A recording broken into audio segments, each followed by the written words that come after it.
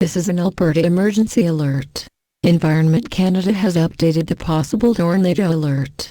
This alert is in effect for Leduc County. At 5:50 p.m.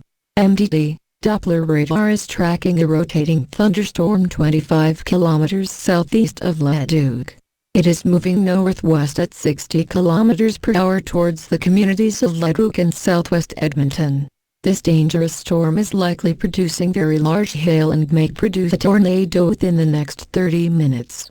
If you are in the affected area, be prepared to take shelter immediately in a basement or reinforced structure if a tornado develops.